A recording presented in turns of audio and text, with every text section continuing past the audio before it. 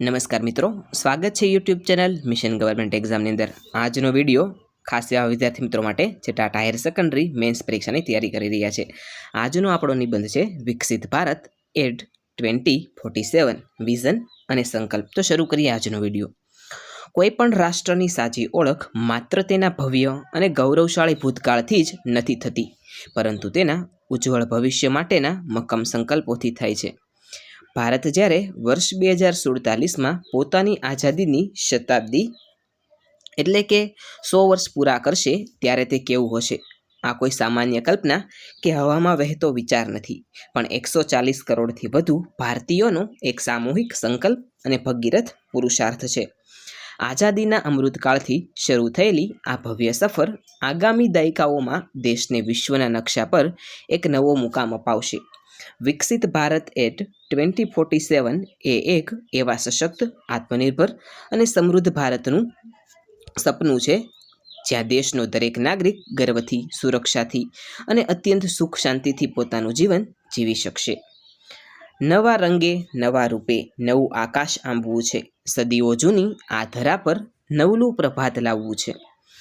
વિકસિત ભારતનું સૌથી પહેલું અને મજબૂત લક્ષણ તેની આર્થિક સમૃદ્ધિ અને આત્મનિર્ભરતા હશે।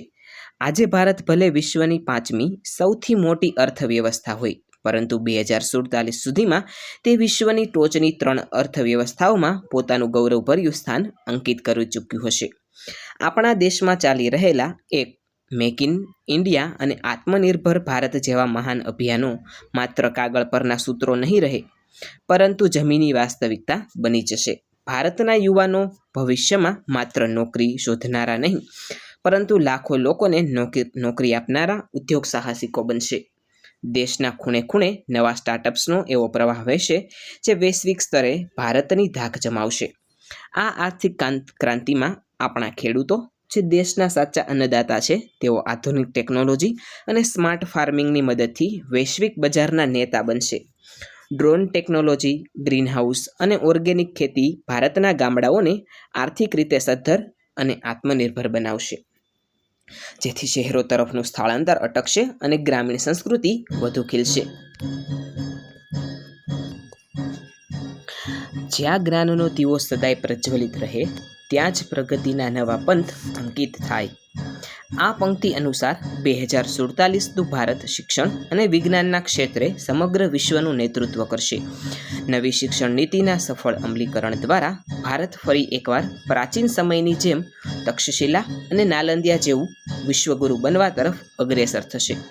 ભવિષ્યમાં શિક્ષણ માત્ર ડિગ્રી મેળવવા કે ગોખણપટ્ટી પૂરતું સીમિત નહીં હોય, પરંતુ તે સંપૂર્ણપણે કૌશલ્ય આધારિત એટલે કે સ્કિલ બેઝડ હશે। Artificial intelligence, robotics, data science, biotechnology અને સ્પેસ રિસર્ચમાં ભારતીય વૈજ્ઞાનિકો આખા વિશ્વમાં પોતાનો ડંકો વગાડશે। આપણી અવકાશ સંસ્થા ઇસરો માત્ર ચંદ્ર કે મંગળ સુધી સીમિત નહીં રહે, પરંતુ બ્રહ્માંડના અજાણ્યા અને વણ ઉકેલાયા રહસ્યોને ઉકેલવામાં સમગ્ર વિશ્વમાં અગ્રેસર હશે। દેશની શાળાઓ અને યુનિવર્સિટીઓમાંથી એવા સંશોધકો બહાર આવશે જે વૈશ્વિક સમસ્યાઓનો સચોટ ઉકેલ શોધશે। કોઈ પણ રાષ્ટ્ર ત્યારે જ સાચું વિકસિત કહેવાય જ્યારે સમાજના છેલ્લા છેવાડાના માણસ સુધી વિકાસના ફળ સમાન રીતે પહોંચે। 2047ના ભારતમાં સામાજિક સમાનતા અને સશક્તિકરણ એ તેની મુખ્ય કરોડરજ્જુ હશે। ગરીબી અને ભૂખમરો એ ભૂતકાળના શબ્દો બની જશે અને દેશનો કોઈ પણ નાગરિક મૂળભૂત સુવિધાઓથી વંચિત નહીં રહે। દરેક વ્યક્તિ પાસે પોતાનું પાકું મકાન, શુદ્ધ પીવાનું પાણી, 24 કલાક વીજળી અને ઉત્તમ સ્વાસ્થ્ય સુવિધાઓ હશે। દેશની નારી શક્તિ આ વિકાસ યાત્રાની સૌથી મોટી તાકાત બનશે। મહિલાઓ સેનાથી લઈને સંસદ સુધી અને દેશના મોટા ઉદ્યોગોથી લઈને વિજ્ઞાનની પ્રયોગશાળાઓ સુધી દરેક જગ્યાએ પુરુષોની સમકક્ષ અને ખભે ખભા મિલાવીને નિર્ણાયક ભૂમિકા ભજવતી જોવા મળશે। આ ઉપરાંત દેશની આરોગ્ય પ્રણાલી એટલી સુદૃઢ અને સસ્તી બનશે કે મોંઘી તબીબી સારવારના અભાવે કોઈ ગરીબ વ્યક્તિએ પોતાનો જીવ ગુમાવવો નહીં પડે। આગામી સમયમાં ભારતનું ઇન્ફ્રાસ્ટ્રક્ચર અને પર્યાવરણ સંતુલન પણ જોવા જેવું હશે। દેશમાં બુલેટ ટ્રેન, હાઇપરલૂપ, અત્યાધુનિક એક્સપ્રેસવે, સ્માર્ટ સિટીઝ અને ડિજિટલ વિલેજ ભારતીય જીવનશૈલીનો એક સામાન્ય હિસ્સો બની જશે. પરંતુ સૌથી મહત્ત્વની વાત એ છે કે આ ભૌતિક વિકાસ પર્યાવરણ અને પ્રકૃતિના ભોગે બિલકુલ નહીં હોય. ભારત ગ્રીનહાઉસ ગેસોના ઉત્સર્જનને શૂન્ય કરવાના એટલે કે નેટ ઝીરોના લક્ષ્ય તરફ સફળતાપૂર્વક આગળ વધી ચૂક્યું હશે. સૌર ઉર્જા, પવન ઉર્જા અને ગ્રીન હાઇડ્રોજન જેવા પુનઃપ્રાપ્ય ઉર્જાના સ્ત્રોતોના ઉપયોગમાં ભારત આખા વિશ્વને પ્રદૂષણ મુક્ત ઉર્જાનો નવો રસ્તો બતાવશે. આપણી પવિત્ર નદીઓ સંપૂર્ણપણે સ્વચ્છ હશે અને દેશના પ્રત્યેક શહેરો પ્રદૂષણ મુક્ત અને હરિયાળા હશે, જ્યાં માણસ પ્રકૃતિની સાથોસાથ ટેકનોલોજીનો સમન્વય માણી શકશે. દેશ ત્યારે જ આગળ વધશે જ્યારે નાગરિક પોતાની ફરજ સમજશે. માત્ર અધિકારો પાછળ દોડવાને બદલે દેશ કાજે થોડું મથશે. આ વાત અક્ષરશઃ સાચી છે, કારણ કે વિકસિત ભારતનું આ ભવ્ય સપનું માત્ર સરકારના એકલા પ્રયાસો કે યોજનાઓથી ક્યારેય પૂરું થઈ શકે નહીં. તેમાં દેશના દરેક નાગરિકની સક્રિય ભાગીદારી અત્યંત અનિવાર્ય છે. ભ્રષ્ટાચાર મુક્ત સમાજની રચના, દેશના કાયદાઓનું ચુસ્ત પાલન, સ્વચ્છતા અને પ્રત્યેક નાગરિકની જાગૃતિ અને પાણી તેમજ વીજળી જેવા કુદરતી સ્ત્રોતોની બચત એ આપણી પ્રાથમિક અને નૈતિક ફરજ બનાવવી જોઈએ.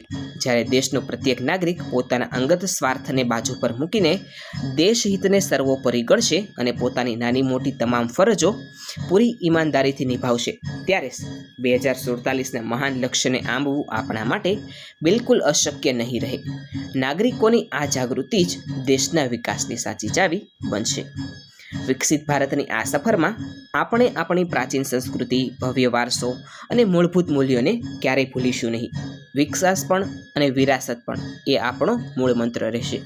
યોગ, આયુર્વેદ, આધ્યાત્મિકતા અને સમગ્ર વિશ્વને એક પરિવાર માનનારી વસુધૈવ કુટુંબકમની આપણી સનાતન ભાવના પ્રભાવને આજે આખું વિશ્વ સ્વીકારી રહ્યું છે અને ભવિષ્યમાં પણ સ્વીકારશે. યુનાઇટેડ નેશન્સ જેવી વૈશ્વિક સંસ્થાઓમાં ભારત ખૂબ જ નિર્ણાયક અને મજબૂત ભૂમિકામાં હશે. ભારત વિશ્વમાં કોઈ યુદ્ધખોર દેશ તરીકે નહીં, પરંતુ સમગ્ર જગતમાં શાંતિ, અહિંસા અને સદ્ભાવનાના દૂત તરીકે સન્માનપૂર્વક ઓળખાશે અને વૈશ્વિક સમસ્યાઓનો ઉકેલ લાવનારી મહાશક્તિ બનશે. આમ, વિકસિત ભારત એટ 2047 એ માત્ર 25 વર્ષનો એક સમયગાળો કે શાસકીય રોડમેપ નથી, પરંતુ તે ભારત માતાના ભવ્ય પુનરુત્થાનની અને વૈશ્વિક વિજયની ગાથા છે. આપણે એક એવા શ્રેષ્ઠ ભારતનું નિર્માણ કરવું છે જ્યાં કોઈ લાચાર ન હોય, કોઈ અભણ ન હોય, કોઈ ગરીબ ન હોય અને કોઈ પણ પ્રકારના જાતિ, જ્ઞાતિ અને જાતિના ભેદભાવ ન હોય. આપણા પૂર્વજો અને ક્રાંતિવીરોએ આપણને ગુલામીમાંથી મુક્ત કરાવીને આઝાદી અપાવવા માટે પોતાના જીવના બલિદાન આપ્યા. હવે આ આઝાદીના અમૃતકાળમાં આપણો વારો છે કે આપણે આપણા અથાગ પરિશ્રમ દ્વારા દેશને દુનિયાના સર્વોચ્ચ શિખર પર લઈ જઈએ. આવો આપણે સૌ સાથે મળીને દ્રઢ પ્રતિજ્ઞા લઈએ અને એક અદ્ભુત, અદ્વિતીય, સમૃદ્ધ અને અખંડ વિકસિત ભારતનું નિર્માણ કરીએ. ઉઠો, જાગો અને ધ્યેય પ્રાપ્તિ સુધી મંડી પડો. 2047ના નવા ભારતના ઘડતરમાં તમે પણ એક ઈંટ બનો. આજનો વિડીયો આપને કેવો લાગ્યો છે તે નીચે કોમેન્ટ સેક્શનમાં જરૂરથી જણાવજો. આવા જ એક નવા વિડીયો સાથે આવતીકાલે ફરીથી મળીશું. Thanks for watching.